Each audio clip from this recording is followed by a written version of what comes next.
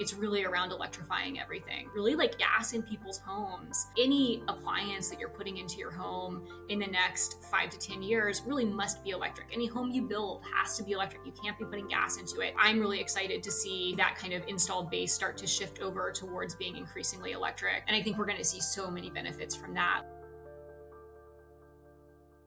We expect that there's going to be something like a QuickBooks of carbon accounting, where it's really straightforward. It's the standard for so many companies.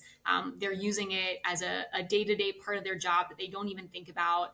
And that kind of sort of carbon decision making is totally integrated with the way that they think about their growth, because it's critical for growth. And sometimes the analogy we use is with security, where 10 or 15 years ago, maybe companies weren't thinking about security all that often, but increasingly we see like the role of the CISO becoming more and more central. And now, no company is doing anything without some kind of security review. And it's a natural part of anyone's job. Like you request, access to a new piece of software, a security review is part of that. We think that this whole, process will become the norm for carbon as well. So maybe people have their own like sustainability officer, right? Yeah, absolutely. And we're seeing more and more companies starting to implement that role. And I think, a couple of the VCs we've spoken to actually came to us because they said, hey, for our portfolio companies, this is the role that we see the greatest growth in right now. So they're all hiring sustainability managers or chief sustainability officers, and nobody can fill this role. So we're starting to look at software to kind of try to help fill the gap. But I absolutely think there's a huge growth in that role and excited to see it. Yeah, still really early days. We just flowed right through this so naturally. Yeah, you're doing great. If you look in your crystal ball, I mean, this is one thing we talked about, kind of carbon accounting. Are there other things that you're just optimistic and excited for as you think about the next 5 to 10 years? I'm really excited about the IRA. I'm excited to see more investment dollars going towards clean energy, clean building, clean vehicles. I think those kinds of incentives really do encourage companies and individuals to make changes faster than they otherwise would have. I think, as we talk about speed, one of the things that I think Rewiring America has done a great job on this message, but it's really around electrifying everything. When you think about the installed base, not just of coal plants and things like that, but really like gas in people's homes, and saying, any appliance that you're putting into your home in the next 5 to 10 years really must be electric. Any home you build has to be electric. You can't be putting gas into it.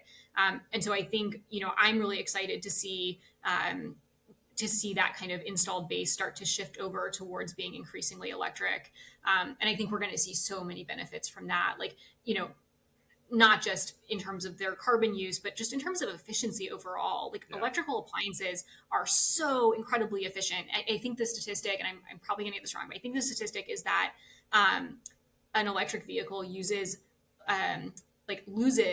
only sort of like 10% of the energy, whereas like an internal combustion vehicle is actually only using 10% of the energy that's sort of combusted in the car. So when you just think about efficiency, the overall resources that we're going to need are going to be so much lower as we start shifting into that kind of more electric world. And I'm just excited to see that happen. I have a 17-month-old, and this is sort of outside of our 5 to 10 year realm, but I just can't wait for him to start driving and say like, you guys drove cars that had gasoline in them? Like, what? That's insane. Wow, you guys drove cars? Yeah, absolutely. I can't wait for that moment. I enjoy driving, but I wouldn't mind being driven around for the majority of the time. The other thing that I think is exciting about electric, because I'm very aligned with you on that, is just, we have the sun out there and it's so abundant.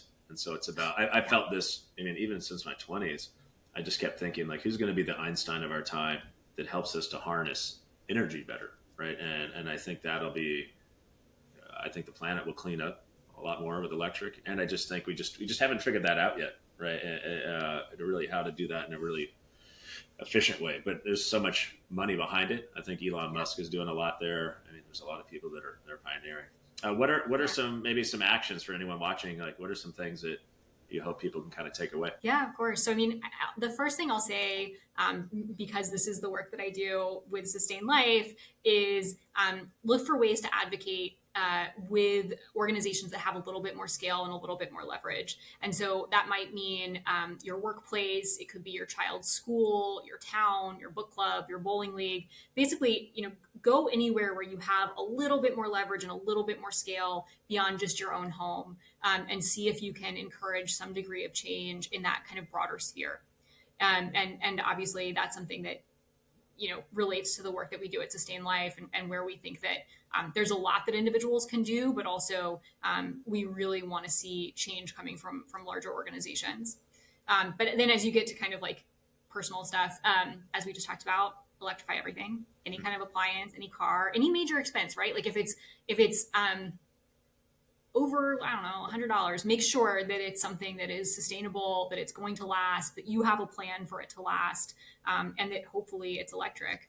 And then, moving towards a plant-based diet. I know this is hard for some folks. It could be like one meal a week or one day a week, or whatever kind of metric you want to use to do that. But looking at the statistics on sort of plant-based diets versus not, there's some real benefit there.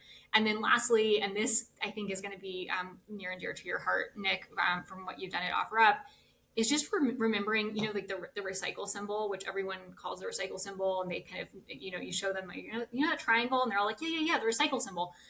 And I feel like what people miss is that it's really reduce, reuse, recycle.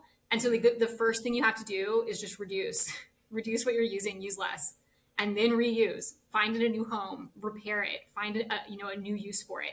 And then lastly, recycle. And I won't get into the sort of travesty that is the recycling industry in this country, because the degree to which things are actually useful after being recycled or recycled in an efficient way is like a whole other conversation.